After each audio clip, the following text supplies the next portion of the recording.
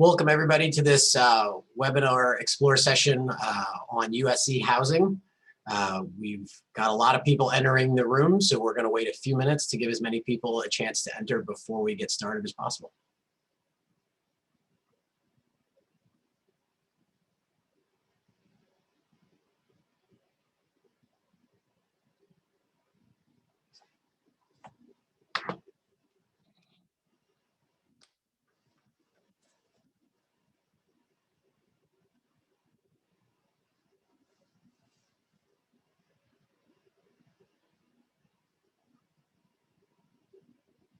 Again, welcome to everyone who's continuing to join this Explore session on USC housing. Welcome, and we're waiting a few minutes to let all the attendees get into the room, or as many as possible, before we get started.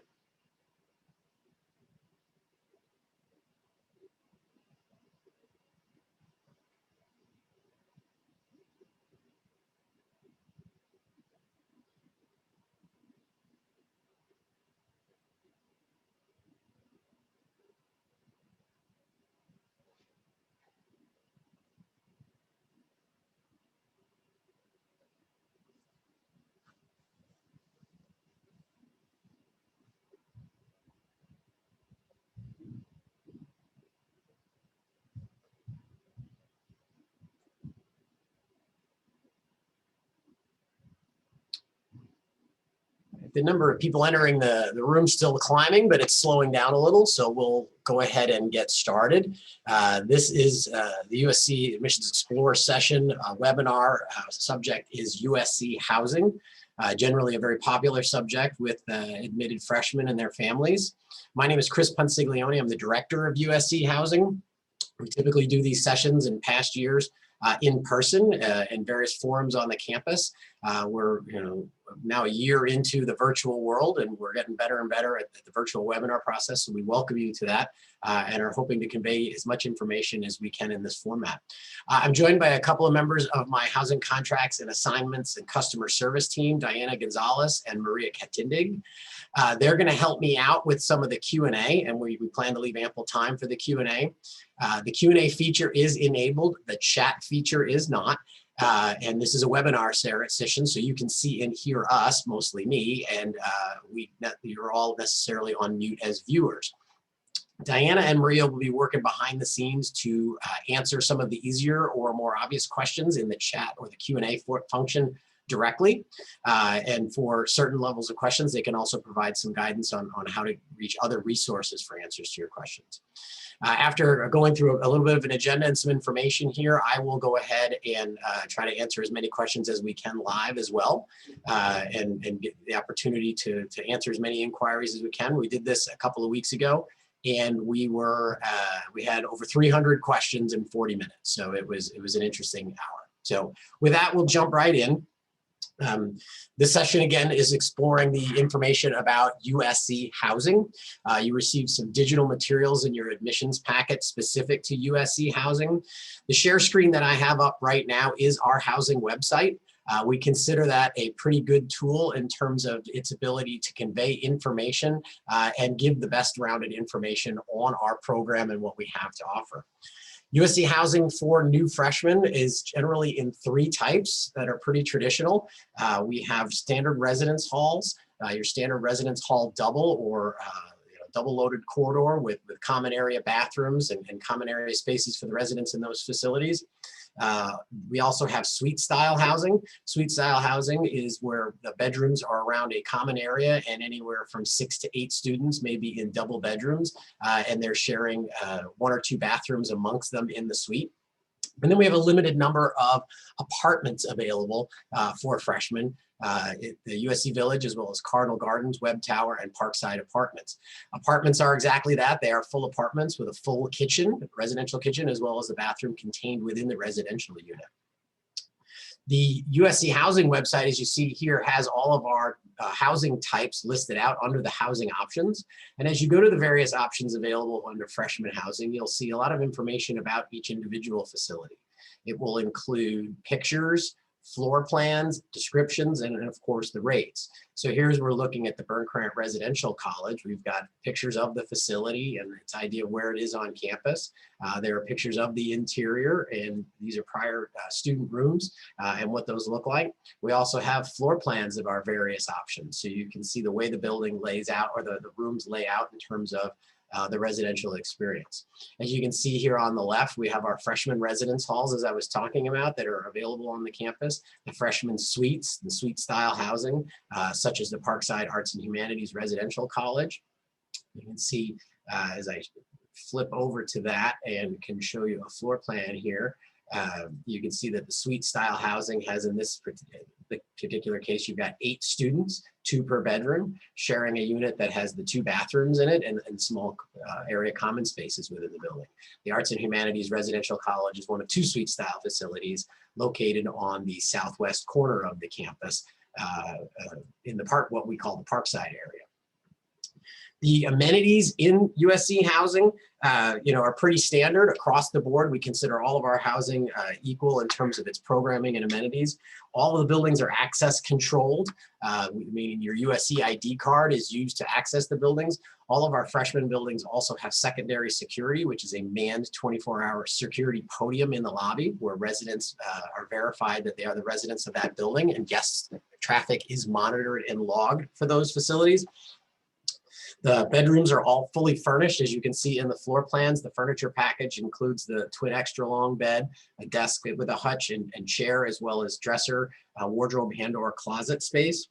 All of our residential facilities come with a micro fridge, which is in the residence halls and suites, a small refrigerator and microwave combination, which is generally shared by 2 students. The full apartments, where they have a full-size kitchen, do have a full-size range and an oven, as well as the full-size refrigerator. All bedrooms have hardwired Ethernet connections, and then the USC University Wi-Fi is pretty pervasive. We also provide basic cable television services for most standard tuner televisions. We have over 100 channels of high definition content available in the student rooms. All of our buildings have laundry facilities, some per floor smaller, other buildings have larger laundry rooms.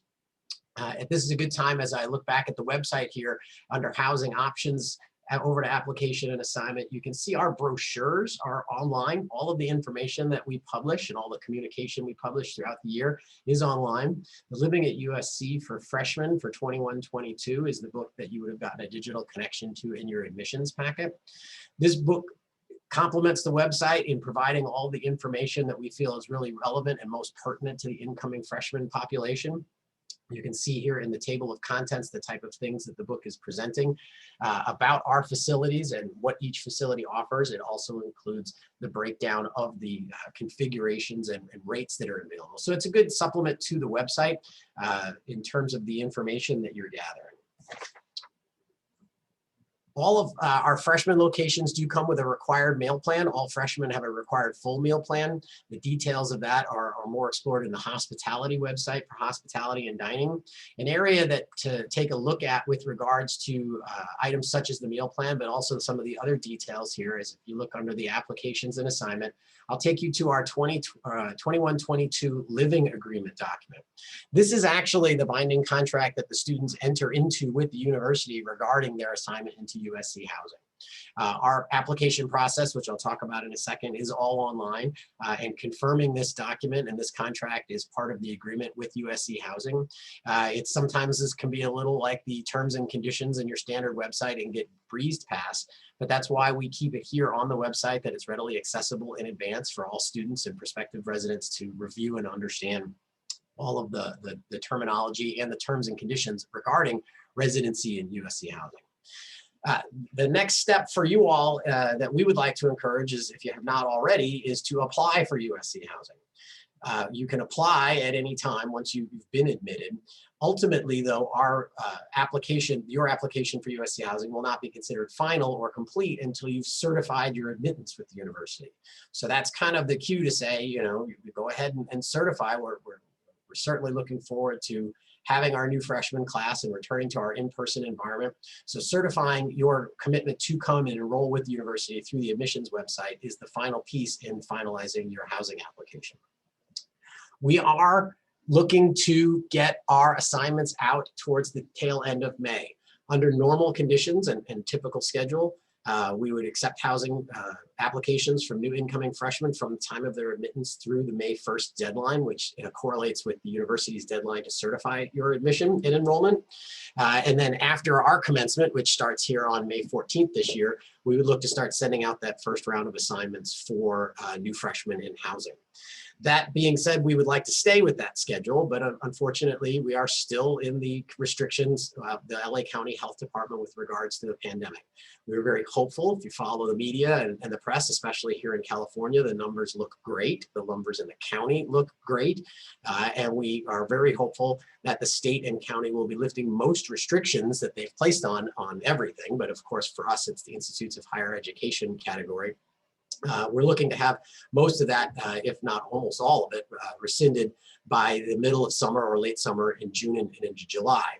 That will allow us to proceed forward. As soon as we're comfortable that that's going to happen, we're going to send the assignments out and proceed through the normal course. Looking at the Living at USC for Freshmen on our website, we are geared up for a return to normal operations, standard double occupancy, and full in-person operations in the fall. That is Plan A.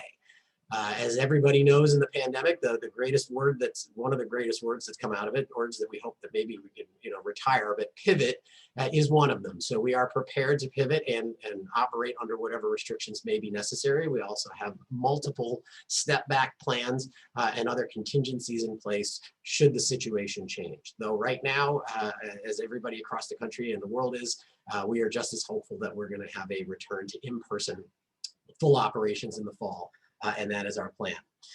Part of that, if I can go back to the living agreement document, there are two portions specific to COVID provisions that are good to read. One is at the very beginning here, highlighted on page 1, and it goes into page 2. And the other is the last few pages is an addendum. So it is part and parcel to our living agreement as we move forward and understanding those changes and what may happen.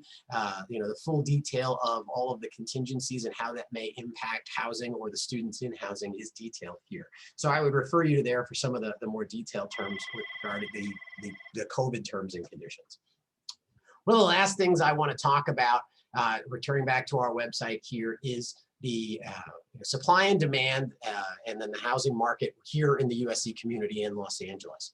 It's important to understand that USC has 20,000 or so undergraduate enrolled students and just as many graduate students. For those 20,000 undergraduate students, USC Housing operates just under 7,000 beds of housing.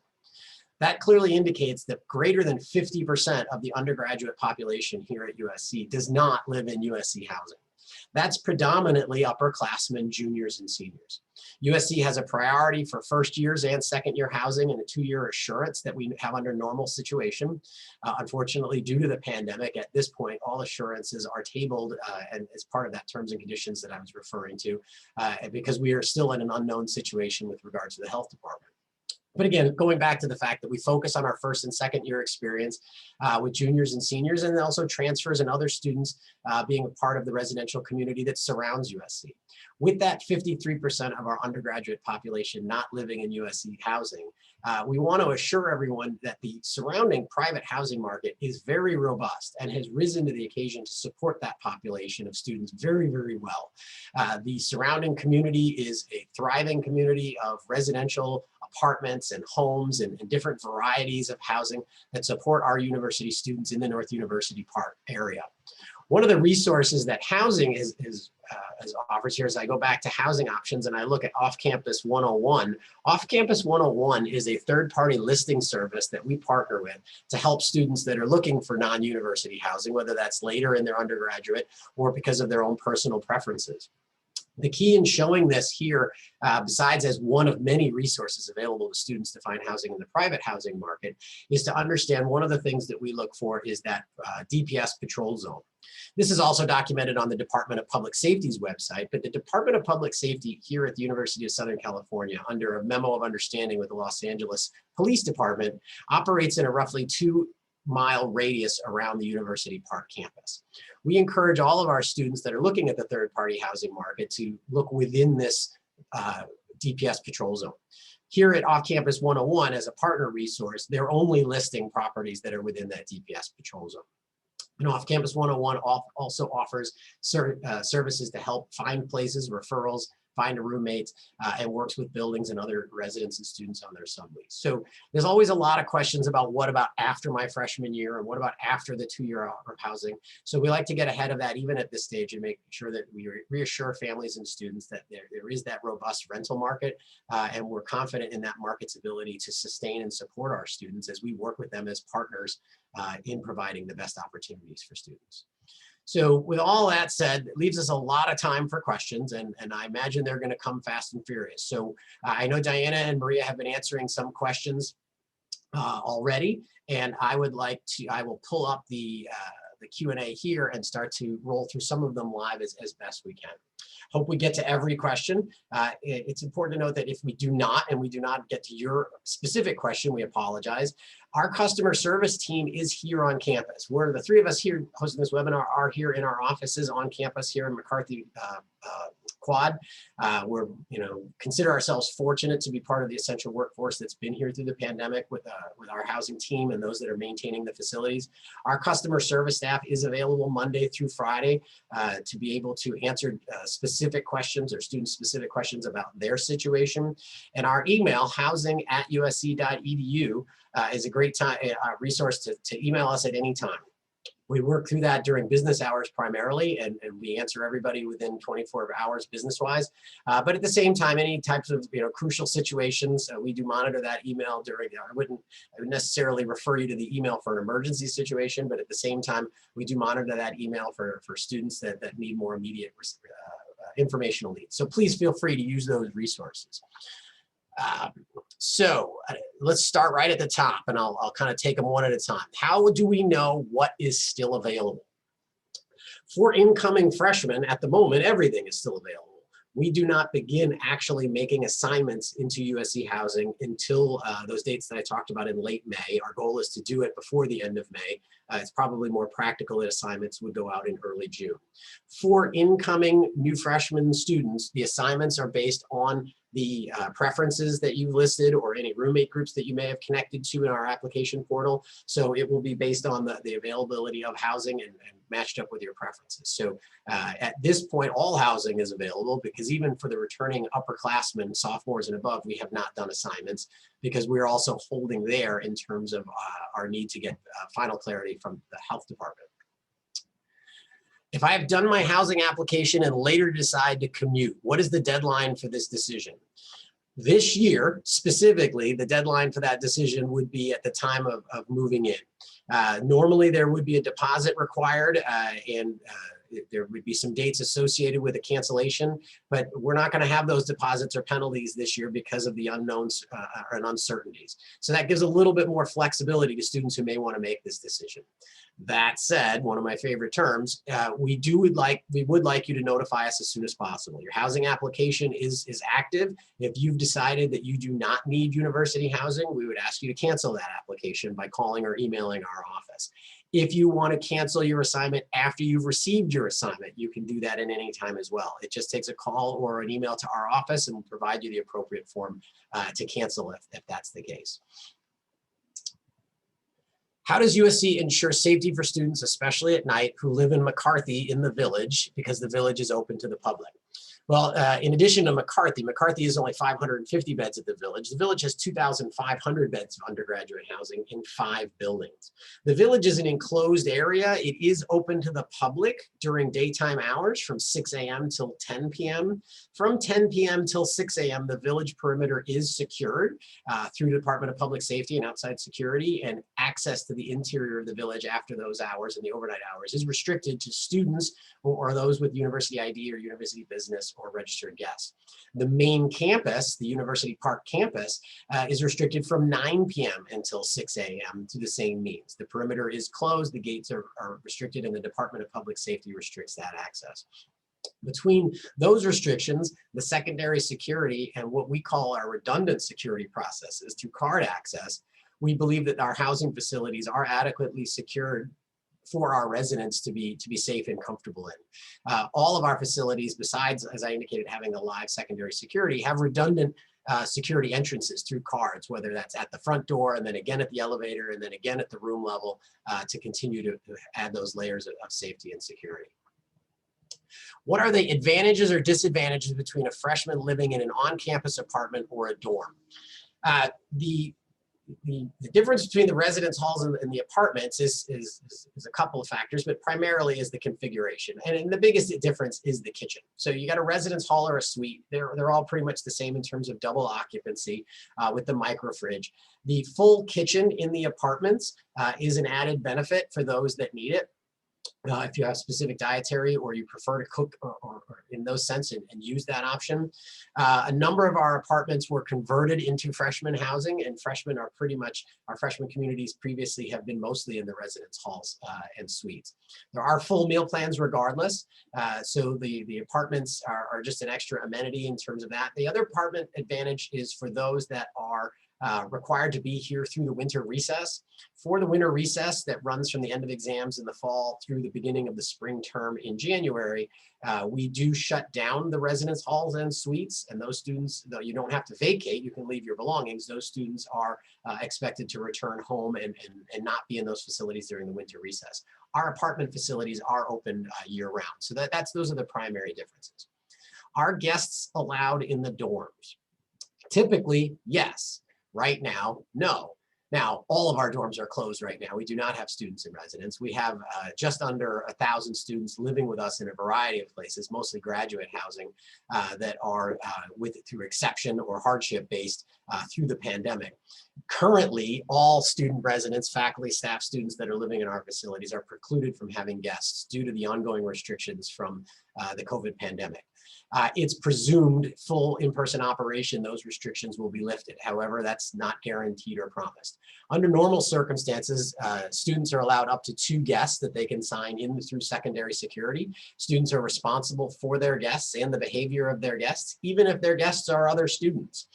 They don't have to be other students. You can sign in others and outsiders, but we do require guests to be over 18. There is a separate process for the registering of minors that are brought in as guests.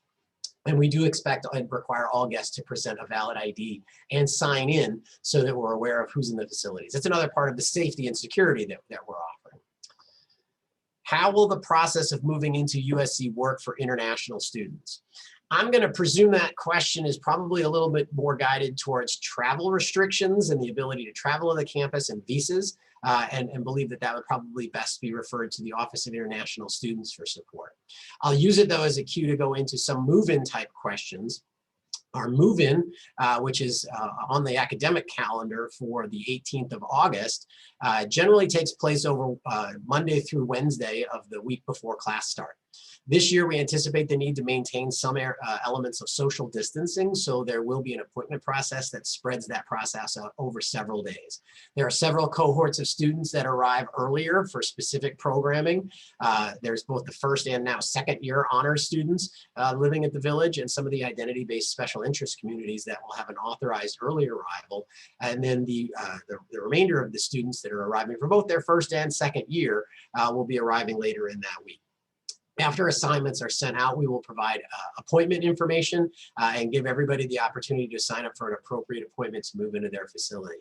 We work with orientation, welcome week, student affairs, and campus events to ensure that there are not conflicts between what the student needs to do academically as part of their welcome week activity, and that won't conflict with their move-in. So for example, if you come in and you get your assignment and you get an appointment for Tuesday, the 17th of August, there will not be any events on Monday or earlier on Tuesday or before that would require you to be here earlier, so that we're assured that all students have the opportunity to participate in all of their events. There will be still a lot of virtual events, even in an in-person world. Those of you that are looking already at orientation over the summer know that that's an entirely virtual experience, which is normally in person. We anticipate a number of the welcome week activities will be a mix or hybrid of both virtual and in person. Let's see. How is it during the breaks? The schedule, for example, has winter break from December 15th to January 9th. So as I was referring to earlier, the residence halls and suites do close during the winter recess. The residence halls close at the end of the day on the last day of exams. and open up again the Thursday before the Monday start of classes. So all of that information will be communicated to the residents by the customer service center working in their team. But those students that are in residence halls and suites are expected to vacate. Again, their belongings can remain. They don't check out. It's just the facilities are closed during that time. For students that do believe they will need to remain here over the winter recess, that's where requesting an apartment as a primary preference and listing that is recommended. We do also have contingency plans for those students whose situation changes. Does Parkside IRC have a common kitchen?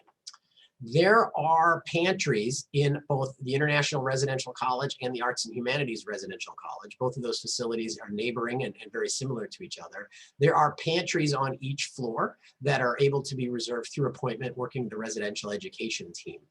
It's not an open common kitchen per se, but the pantries are equipped with full-size refrigerators and stoves, and their operation and appointment is managed through the residential education program. Does the meal plan vary based on where you stay? For freshmen, it does not. All freshmen will have a default full meal plan. They have the ability to opt up to a more involved or more complete meal plan that offers more options and more choices. Freshmen living in USC housing locations, regardless of whether it's a dorm, suite, or apartment, or where it is, do not have the option to opt down to a lesser meal plan. When is the deadline to list a preferred roommate? So the deadline is probably that same May 1st deadline. Once you've submitted your application, your timestamp is based on when you submitted it originally, so that doesn't change. And every time you go into the application, and if you change your preferences or you set up roommates or put together a roommate group, that does not change the timestamp on your application. But we will freeze applications after May 1st in order to sort them out and begin the process of making assignments. So up until May 1st. If you get in a bind and something happens, you can always email us up until assignments are made, but that would be the official deadline.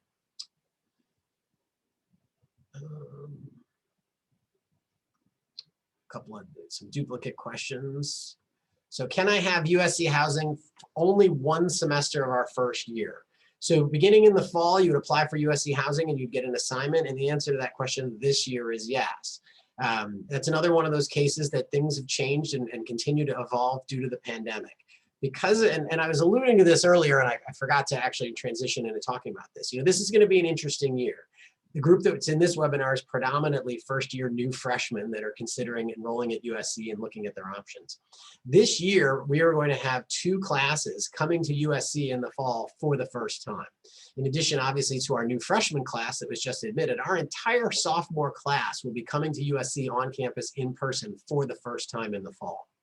That's going to be an interesting experience for the university, the students, and our residential education and residential experience programs, as well as orientation, welcome week, convocation. All of these things that are focused generally on your first year arriving at USC are going to be rolled out for 2 classes this year. That has created an increased demand for USC housing. And as I told you earlier, the numbers in our supply are nowhere near the overall demand of students. So the flexibility to live in housing for the fall and then cancel this year will be pretty generous. Under typical circumstances, a USC housing contract and all assignments are for the full year. That is expected to begin, well, those are not expected, but those contracts begin in August and end after exams at the end of the spring term in May. The reverse, instead of fall looking at spring, that becomes a different subject. And there are several questions obviously here from spring admit freshmen and their situation with regards to housing. The university is unable now or currently to guarantee housing to spring admitted freshmen or transfers. And it's again a factor of supply and demand. The housing enters the fall full, 99.9% occupancy. There's of course turnover. There are students that leave. The primary reasons for leaving that we see every year are a term abroad or exchange programs with other universities through the student's academic unit. Those programs are generally very robust and create enough spaces for us to meet the demand for those students that are arriving in the spring and that are looking for housing just for the spring. This year is going to be a challenge, and we're hoping that the relaxation of COVID restrictions and travel restrictions worldwide will allow for a return to travel and term abroad, though we understand and recognize that that's going to be a slow process. So the availability of additional housing in spring for the spring semester is going to be limited. That in turn drives the flexibility of letting students out of their contracts. It is one of the advantages of USC housing that we have the ability to be flexible with contract dates and that type of information. We will publish as we get into renewal for second year housing or future contracts and be very clear on the deadlines and the restrictions that are in place as we return to a more normal operation.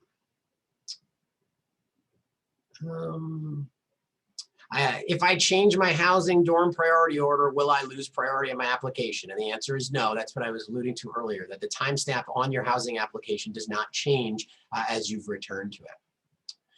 We've already applied for housing. When do we pay the initial fee? I haven't heard any information regarding that. We are not charging an application fee at the time of application. And just to be perfectly honest and transparent, is last year when we collected it as normal and we were unable to provide housing due to the pandemic, it was an enormous undertaking to return those funds to students. So in a matter of uncertainty, we've decided to waive it at the time of application. Those students that receive an assignment and do move in the fall, because that's our assumption, the plan is to return to normal, will be charged to their student fee bill a $55 application fee once they begin classes in the fall. Students that those same assignments, we bill fall housing in the weeks before the month starts. So it's aligned with financial aid and the billing of the university's student fee system. So we coordinate putting those amounts on the student's fee bill account in a manner that matches up with financial aid as well as the payment programs that are worked out with students. So rent will be charged directly to your student fee bill account, as will all fees. Housing does not collect payments directly currently. In the future, when first year students entering this year are applying for housing for their second year in what we call USC housing renewal, which would take place in January of 2022, current students are again fee bill charged, but then there is also for new students credit card availability. But with that process is shut off this year, so we're not following that schedule currently. How do you certify your admission? Those instructions would have been in your admissions packet. That is with the university admissions office, where you plunk down the $300 that is then credited back towards your tuition once you have registered for classes. And that certifies that you are accepting your admittance to the university and becoming a part of the freshman class.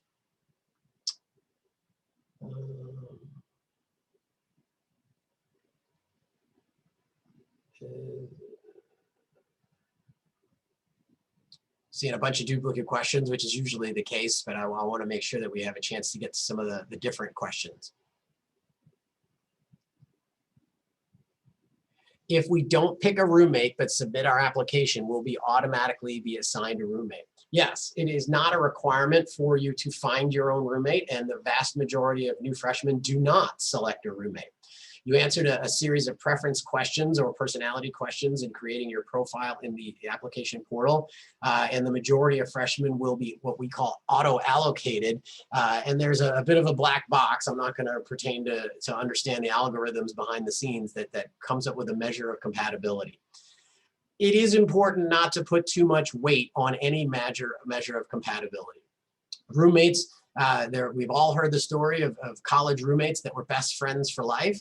And there's plenty of other stories of roommates that had a great experience together and then drifted apart and did not remain friends for life. Roommates are an interesting part of cohabitation and living in freshman dorms and residences. We encourage everybody to be open-minded as they investigate their roommate and learn about each other. The residential education team, which is the RAs and the residential college coordinators and that staff from student affairs that live in the buildings with the students, has a process to help students acclimate to communal living. We do understand that for a lot of students, this may be the first time they're sharing a bedroom with another person. And it's, and for those of you that shared with a sibling, it's probably a little different sharing it with somebody who's not an older or younger sibling. That probably those of you out there that are twins probably have the closest experience to look at comparatively. But no, you do not need to schedule your own roommate. And again, I always refer to, don't put enormous amounts of weight before you meet a person. The old adage is don't judge a book by the cover. There are plenty of roommates that are similar. There are plenty of roommates that are different, and they've had a great experience living in the residential community. So do we need to submit our enrollment deposit before we can sign the contract for the housing application? The answer is yes, because we will not send out the housing contract or your assignment until after the deadline for committing. And only students that have committed and submitted their enrollment deposit are eligible for a housing assignment. So that will all be done post the deadline to commit to the university.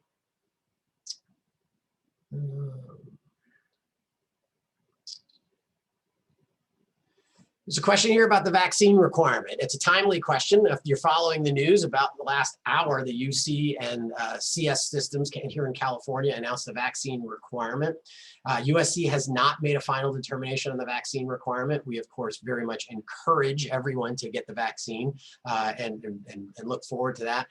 We've had the opportunity here on campus to have our essential workforce already administer the vaccine through USC Student Health. So I would look for more information on vaccine requirements as we get into the summer and the university continues its communication.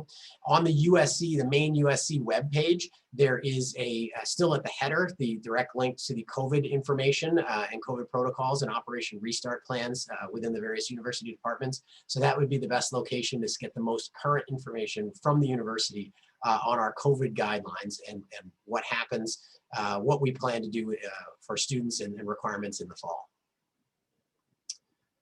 Will parents be allowed to assist freshmen on move-in day? I heard a rumor that parents will not be allowed in the dorms and move-in day. That's a very good question. So our plan is yes.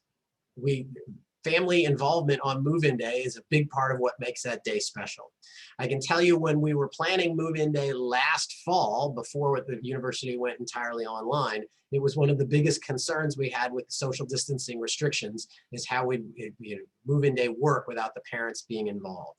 At this point, we do anticipate the ability for parents and guests to participate in move-in day. It is why we'll be using an appointment system to spread that process that normally takes place in one day over multiple days, so there will be less people at each location on any given day.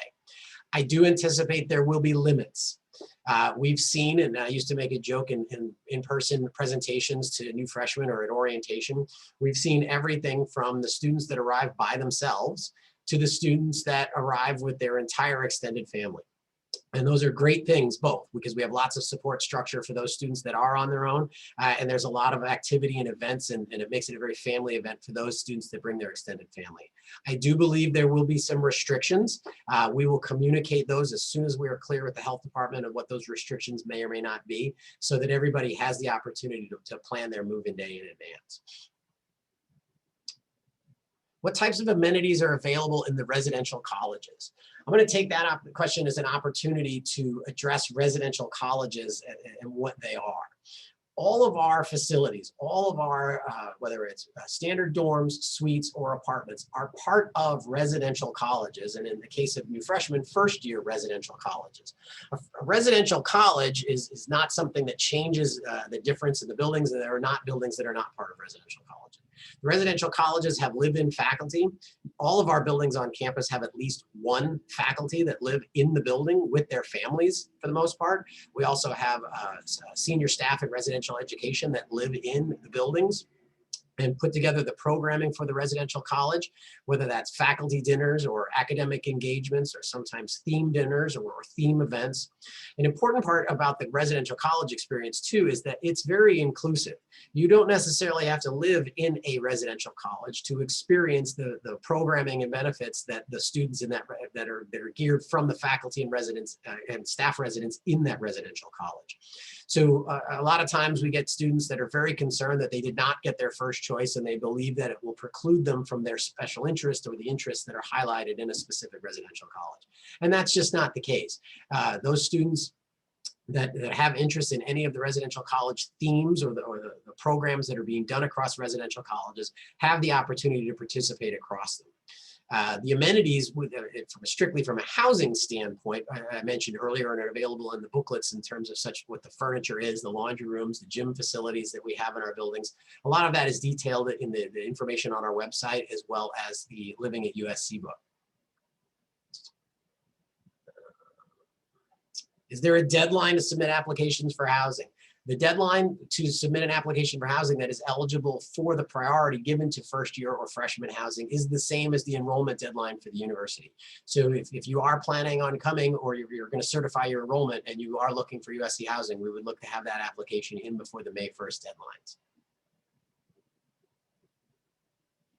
This is a good question. If my roommate and I finalize our groups and have the same housing list, will we have a better chance of getting our top choice? What if he or she hasn't submitted her deposit yet? So there's multiple parts to that question. The first part there is that once you've certified or confirmed a roommate group with somebody in the application portal, you do want to make sure that your preferences align. If you're aligned with another person as a potential roommate and their preferences for housing are not aligned with your preferences for housing, it does reduce the chances that the system will be able to place you together or in your choices. The system does, by default, prioritize a roommate over location. So working with that roommate to put those locations together, so one, if you both are of the same expectation, aligning those is an important part of it. If somebody has an established roommate group, or a pairing, the system will prioritize that over application. It's still based on supply and demand, and while we have a high percentage of matching confirmed roommate groups, it is not guaranteed or promised. What if the roommate has not submitted the deposit? That would invalidate another application. So in the case, again, everything is the deadlines are aligned. So if both students have applied for housing and both students have certified them as a roommate group, one student certifies their enrollment with the university and the other does not, we would not be able to give an assignment to the student that has not certified their enrollment with the university. Again, that would have been after the deadline. So the assumption is, while we're making assignments, if a student has not certified their enrollment for the university post the deadline, the assumption is at that point that they're not coming, which is why we are eliminating their application for housing.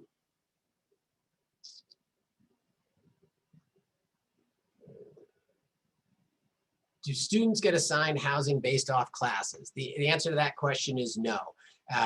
USC Housing does not make housing assignments based on what class you're in or which school you're associated with, and of course through all of the various protected classes. It's more of a random, maybe a little bit too scary a word, but it is an auto allocation process based on the preferences and the available housing. There is always a lot of stress about the first come, first serve, or the application date. There are many questions here about losing your place in line. It's important to understand that, well, by default, we do assign the applications starting with the order that they came in. It is not a major difference between 9:01 on the first day we opened applications and 3 in the afternoon the second or third day. We do the assignments in big blocks of students as we allocate spaces within housing to blocks of applications. And we work through getting as many students as possible their first choice. I can tell you that our percentage of those students getting their first choice is not as high as I would like it to be, but I don't look at it as an inability for us to meet those choices. It's just that, unfortunately, if students are all looking for the same thing, if 1,000 students list the building as their first choice that only has 300 beds, that's just something that's going to be a factor of how many people we can fit in the building.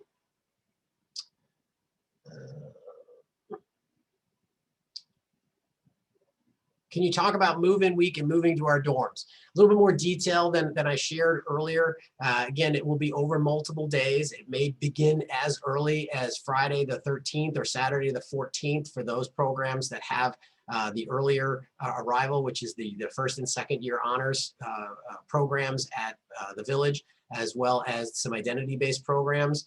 Monday, Tuesday, Wednesday, which is the 16th, 17th, and 18th of August, will be the appointments for the general population to move in. Welcome Week kind of kicks off on Wednesday afternoon, and then Convocation, I believe, is usually on Thursday and is still scheduled for this week. There are a number of activities that keep the students engaged through their first several days on the campus. And then, of course, you jump right in with the first day of classes on Monday. So the residential education team, student affairs, as I indicated earlier, is really gearing up that welcome week and those activities to be suited for both classes. some shared, but many separated so that they can be catered to the specific classes and give everybody that welcome week experience that they're looking for. There are lots and lots of activities. Mom and dad, they're not all geared towards you. Not many of them actually. So that move-in day for mom and dad is that first day with the appointment. Moms and dads parents are invited to the convocation as part of that process, and more information will be conveyed to that once we get the assignments out. But the majority of the activities are for the students and gives them that opportunity to transition into their life here as first-year students.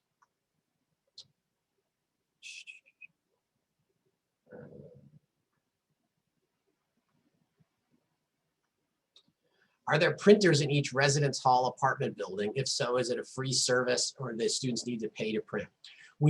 I've jumped on the wrong question. Diana's answering this question, but yes, we do have print stations. They are free with limits for students in housing to be printing. There are also paid print stations in the libraries on campus. So there's a variety of resources for students to get their printing needs taken care of. I do not at this point believe a printer is necessary unless you have specific needs for a specific type of printer.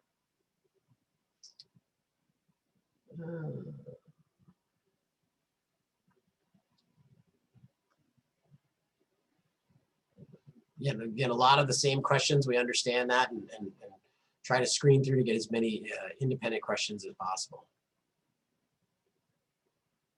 I did mention convocation. This question's about convocation. Convocation is planned to be in person on the tail end of Welcome Week. I believe it's usually on Thursday morning. Again, COVID restrictions and the future is hard to predict, but the intent of the university is to have in-person convocation. There's actually plans to have two, one for the first-year students and another for the second-year students whose convocation last year was virtual.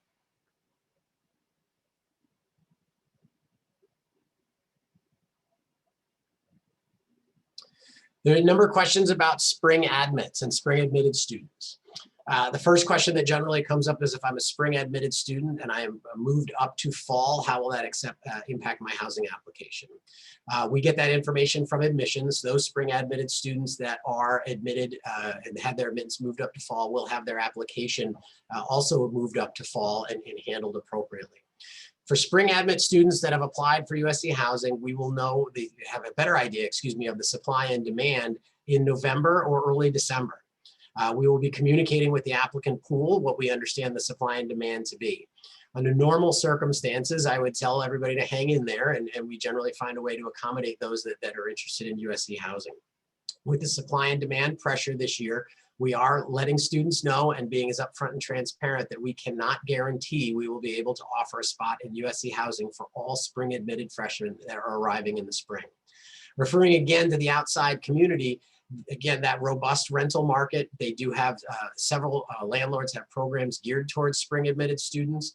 The university is exploring a number of options in terms of how we can partner with the outside rental market. And as that information is fleshed out, we will certainly communicate that to everybody in a timely fashion. But we do encourage students that are concerned about their housing situation or understand that they can't wait to firm something up. The outside rental market is not restricted by the county guidelines. USC housing as part of the university, or what the county and health department calls an institute of higher education, is subject to restrictions and guidance directly from the health department. And that is why we are currently closed and have been closed all year. The third-party housing market or private rental facilities surrounding us are not part of the institutes of higher education. They're considered housing, and they're considered under the housing department within the city of Los Angeles, and they have been open. We estimate that some 10,000 students resided in the community this past year, even though the university was fully online and virtual. So that community, while is not part of USC housing and not owned and operated by the university, that community is very supportive of university students. It's partners that we work for as colleagues within the neighborhood and community and supporting our students. We communicate regularly with them. Our Department of Public Safety is engaged with those partners, and they do have a variety of opportunities and offers out there for students to take advantage of that are looking for different types of security in their housing or early information or the ability to sign a lease and dictate more different terms and work with those specific landlords.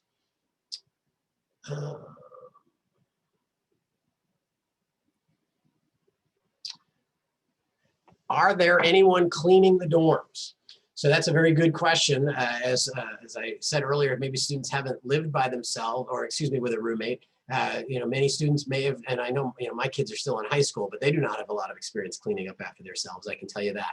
So the residence halls and suites, where there are double occupancy bedrooms and common and shared areas, USC Housing custodial staff cleans the common bathrooms and common shower rooms, vanity rooms, bathrooms, hallways, lounges, and everything on a regular basis. In the suites, where the bathrooms are shared by a group of students, USC custodial staff cleans the suite bathrooms twice per week. It's not the same in terms of what you'd experience maybe as a full clean, because we're really tidying up an occupied space and making sure that health and safety guidelines are adhered to. Within apartments, where the kitchen and the bathroom is contained within the living unit of the apartment, students are entirely responsible for the cleaning of the inside of those facilities. Housing custodial staff does operate in the buildings, handling trash, common areas, lounges, and laundry rooms, and all the other areas that need to be tended to. But students living in apartments are 100% responsible for cleaning their own apartments. If you go to the living agreement document that I showed you earlier on our website, it'll detail out some of those responsibilities. And like anything else, we don't collect a deposit, but at the end of the day, there are excessive cleaning or damage to the units. We expect that the apartments and or residence hall suites are returned when the student vacates in same or similar condition than they were rented out, so that we are able to turn them for students in the future years.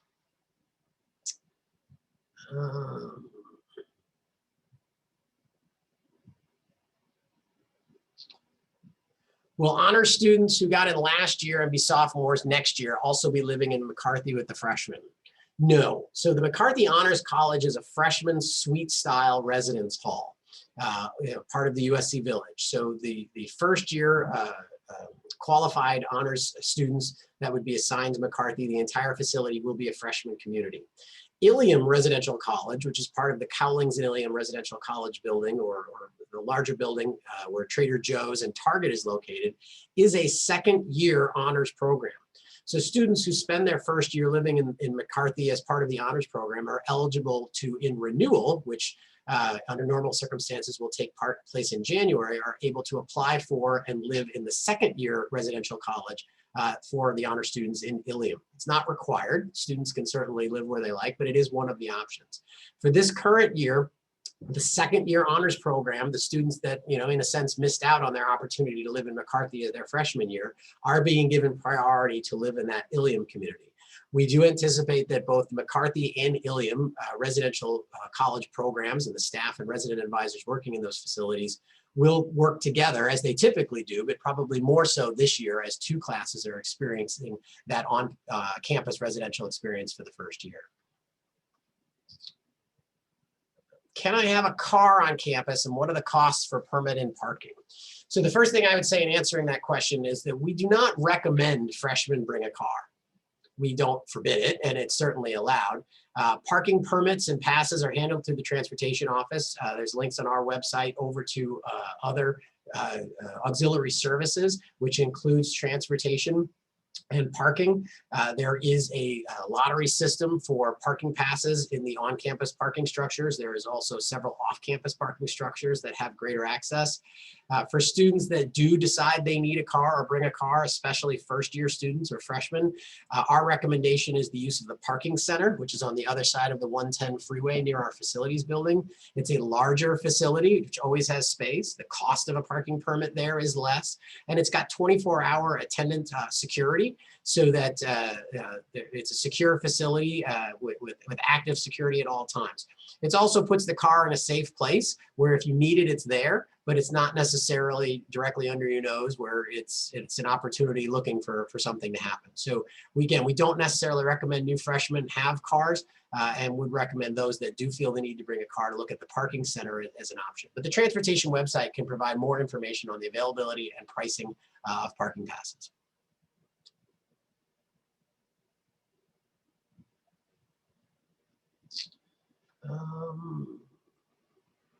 Are parents allowed to spend time on campus prior to move-in? I'm going to expand that to everybody. Who's allowed on campus prior to move-in? So the campus is open. Currently, with our campus care crew, we are looking at health declarations and some temperature checks. They're still going on to enter the campus, but there are no restrictions to entering the campus during normal business hours and daytime hours. We anticipate that those restrictions with county and state guidelines will continue to lessen, and our open campus will remain. Right now, all of the offices and all of the administrative functions of the university and the support structure for incoming freshmen, such as admissions, enrollment services, and the various schools you may be discussing with, those offices are all closed and are required to conduct everything virtually. So the advice we're giving is, well, yes, the campus is open, and if you're here, and you're welcome to come and see it. However, if your intent is to have in-person service, that unfortunately right now is not available, and connecting with those resources through the virtual programs that they all provide is the recommended course. Prior to move-in, and as we get towards the end of the summer, as restrictions lessen, we hope that will all shift, and there will be more opportunity for in-person. A large percentage of the university is still currently operating in a virtual environment. For those of us that are here working because we have facilities or people that we have to tend to, it's still a very quiet campus that is mostly unoccupied. However, I'm going to take this question and turn it into a question of early arrival. We do not offer extended early arrival. The move-in dates as scheduled or when the units will be available to the students. So without specific academic need, which are known to us, and when we have a series of them, then we communicate with those students that have academic need early arrival directly and give them information about that.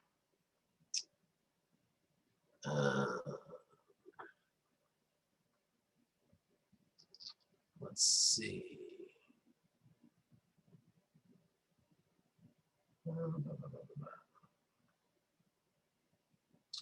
How much furniture or personal items are allowed in the dorms? Are keyboards allowed? So the key is that we do not allow the removal of any of the furniture that we provide. So that's the main factor. I mean, we do have students that bring in other furniture. We do not recommend it. I should say it's very important. We do not recommend bringing anything off the street or could have pest infestation or anything along those lines. I regret that I have to bring that up in a question like this, but it is a reality, so I want to mention it. With regards to musical instruments such as a keyboard or anything else, that's got to be something that you work out with your roommate in terms of its use. I mean, certainly having a keyboard in a room is not a problem. It's when and how you play it that becomes an issue for the community.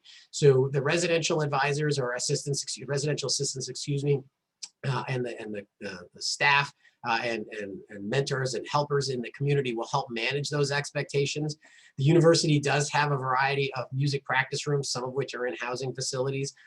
Those of you that are part of the Thornton School of Music, they have a large practice facility that's open and available to students. So, having those items in the room is really not the issue, but understanding the community guidelines, quiet hours, and the community standards, some of which is in the living agreement document, and others which get conveyed as part of the move-in experience to residential education are the keys to those types of things.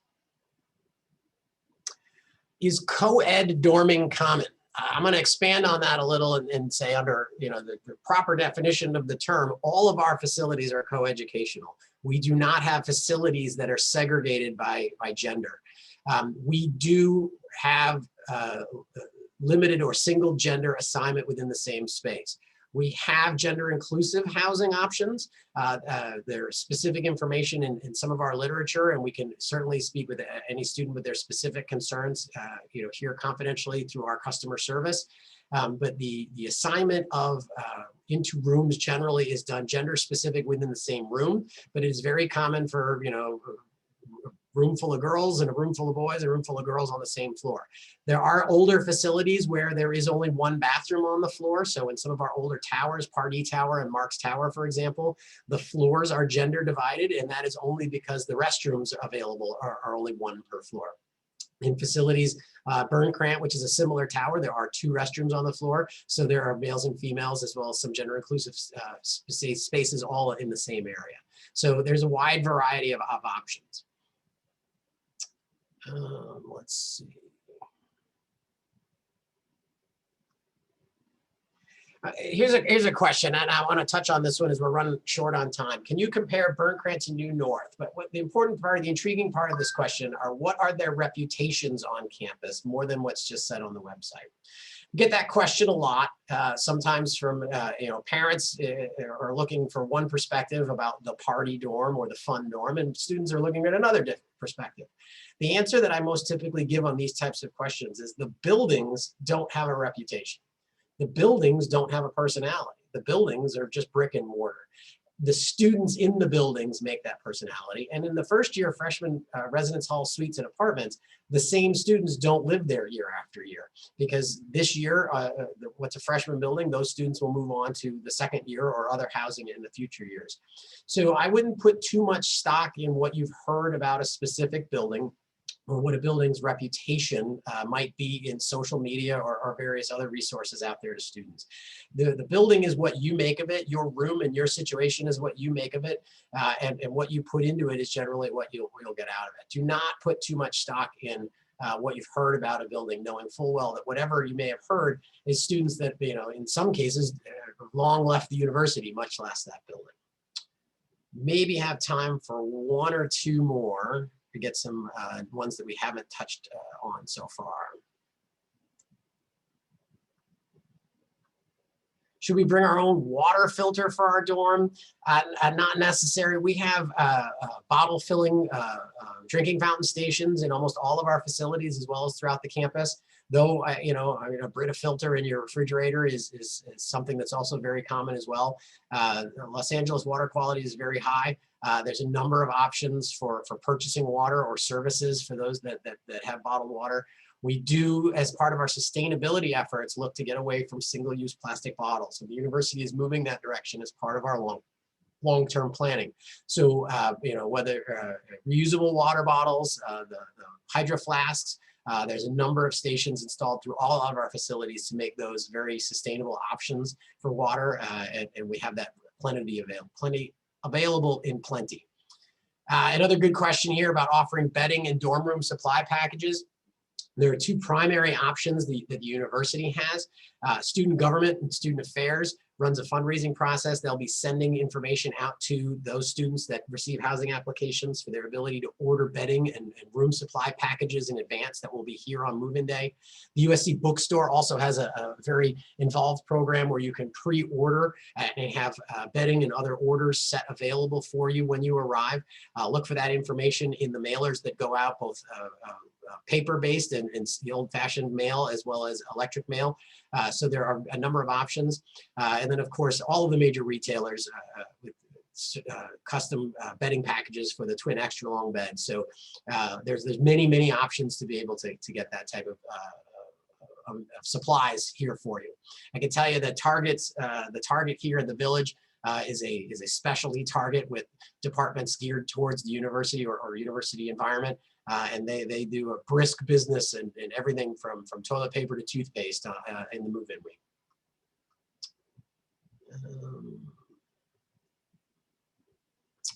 Laundry facilities are pay laundry. They are credit card based. Some facilities have one or two machines on a floor. Other facilities have a larger laundry room downstairs that's shared by the whole building. All of the machines take a credit card swipe at the machine. So the $1.50 for the wash and the $1 for the dry, you just swipe your credit or debit card at the machine and it runs the cycles. The machines are all internet connected to the cloud, so you have the ability to go online or on the provider's app, and it'll give you a countdown and send you text reminders when your laundry's almost done, as well as at any given time you'll be able to look for available machines and machines that are free for use. As we've done a lot of work with laundry, I've had parents come to me and say, well, my student is unable to do laundry. They're always full. And I can tell you that we have ample machines. The cycles per machine is low enough to know that we have ample machines. Unfortunately, sometimes everybody waits till Friday to do their weekend laundry before they head out. But laundry is a big part of the college experience, and the facilities are set up to accommodate everybody there. Let's see, maybe one more original question as we're running short on time. There's a question here about the dining halls and which dorms are nearby. So take this opportunity to, there are 3 residential dining halls on the USC campus. The IRC dining facility down on the park side on the southwest corner of campus. Everybody's Kitchen over on the northeast corner of campus, which is one of the oldest dining facility. And then there's the dining facility in the USC Village. The USC Hospitality website will publish over the summer their operating hours and as part of the details of the meal plans and how those work. Those 3 facilities are all accessible to students within the various meal plans. So you're not locked into the dining hall that's near your building. And there'll be lots of information conveyed about the options and diversity that's being added to the university meal plans. I think with that, we're nearing the end of our time here. So we're going to thank everybody for their participation. I know it's probably been answered in the chat, but the recording of this session will be available in your student portal as part of your admissions link. So if you want to review any of these or go back and review some of the chat answers that were submitted or share this with somebody who maybe wasn't able to attend live, that recording information will be available. In closing, I'll say that we are very excited to get back to our in-person operations this type of year. And as we do these presentations, we are always very excited to welcome a new freshman class. It's more fun to do it in person, but the virtual experience has worked out well. The entire university congratulates you on your admissions, and we welcome you to the Trojan family and look forward to having you. And we hope that we're your choice for your college experience, and we hope to provide the best residential experience we can here from USC Housing. And with that, I'll say thank you and fight on.